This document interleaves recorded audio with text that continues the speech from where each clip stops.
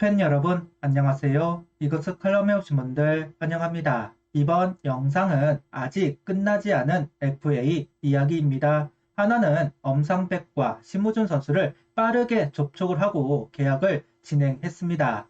내부 FA로 나온 하주석 선수에게는 냉담한 반응을 보이고 있습니다.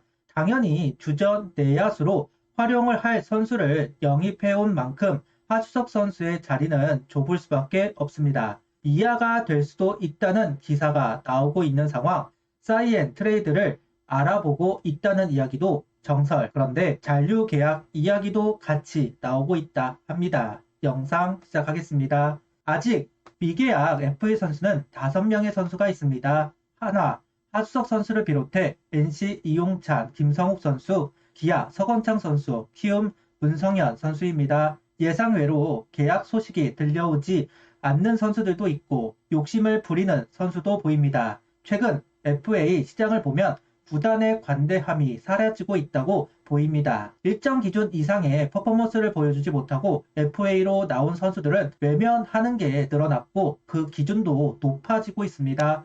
선수들의 팀 이동을 좀 더 원활하게 하자는 취지로 등급표를 만들었지만 큰 효과를 보고 있지는 않는 것 같습니다. 한화의 아픈 손가락 하주석 선수, 심우준 선수를 영입하면서 하주석 선수에게 사이엔 트레이드 이야기가 붙었습니다.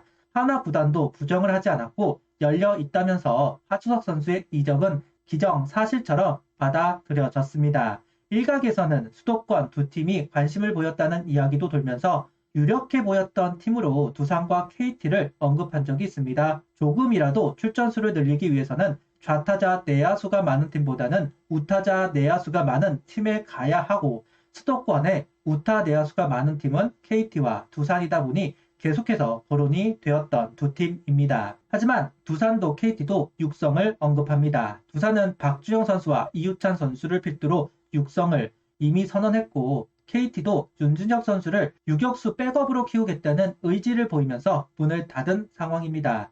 하주석 선수 입장에서는 답답함이 있을 수밖에 없다. 키움 이야기도 있었지만 오선진 선수를 영입하면서 내야수를 보강했습니다. 하주석 선수 입장에서는 갈 곳이 없습니다.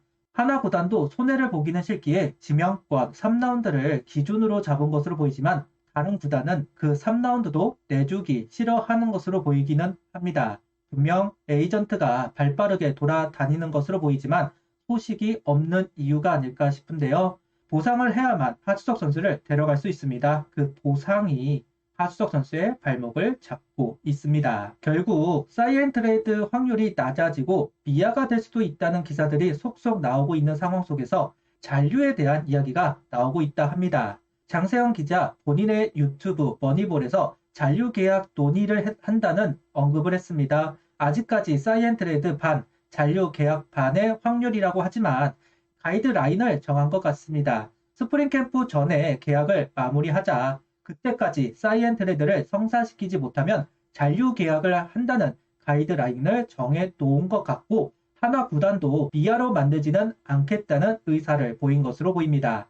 다만 현 상황을 보았을 때 드라마틱한 계약 소식이 들리지 않을 공산이 크고 결국은 잔류 계약 가능성이 높아 보이는 건 분명합니다. 미아로 만들지 그러냐 팀에 도움이 안 되는 선수이다 하실 수 있습니다.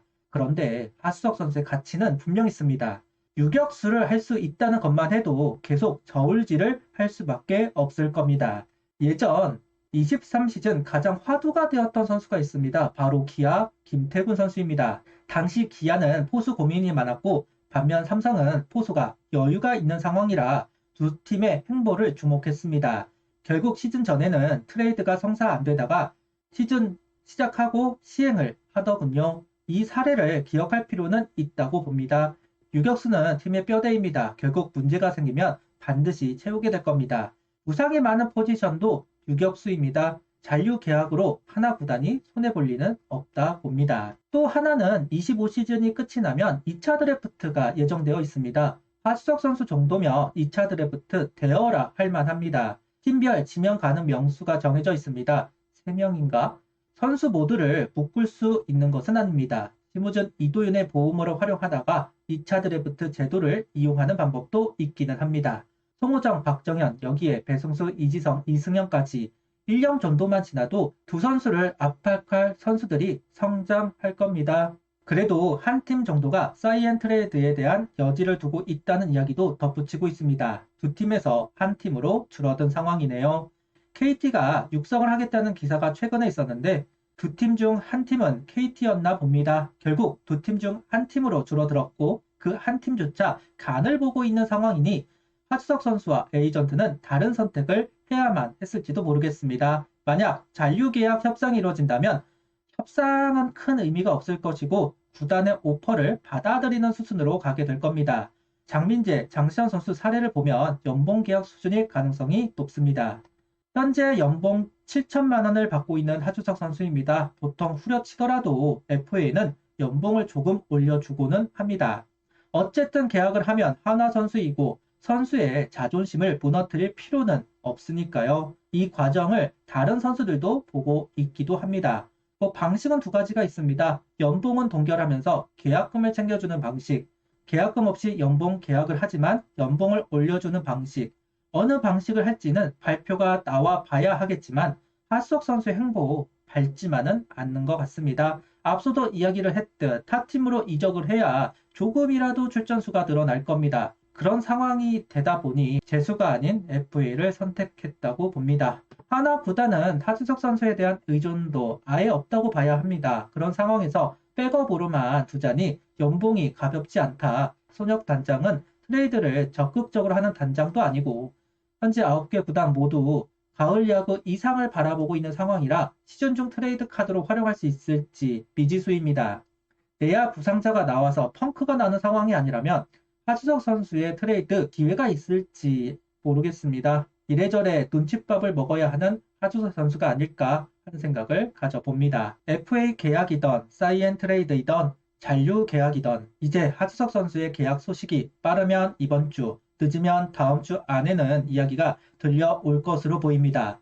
애증의 선수입니다. 대우를 받았으면 좋겠지만 자기 밥상을 엎었으니 이렇게 푸대접을 받을 수밖에 없는 것 같습니다. 그나마 올 시즌 반등하는 모습이라도 나왔다면 좋았겠지만 우상이 또 발목을 잡았습니다. 결국 3년을 날린 것이나 다름이 없는 하주석 선수.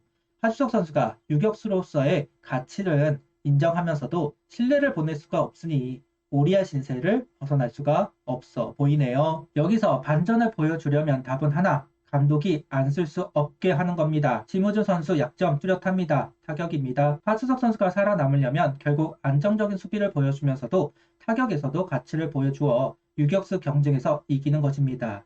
어렵다고 볼 수도 있겠지만 그래야 살아남을 수 있습니다. 결과가 나와야만 하나가 아니더라도 다른 팀에 가서라도 살아남을 수 있지 않을까 하는 생각을 가져봅니다.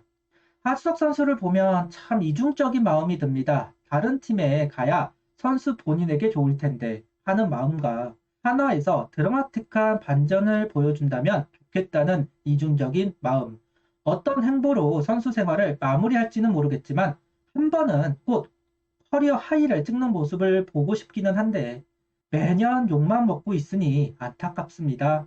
사이언 트레이드로 떠나던 잔류를 하던 한 번은 제대로 시즌을 치르는 모습을 보면 좋겠습니다. 이학주 선수가 결국 선수 생명이 끊어진 것으로 보이는데 남일 같지가 않네요. 구독, 좋아요, 알림 설정 부탁드리며 영상을 봐주셔서 감사합니다.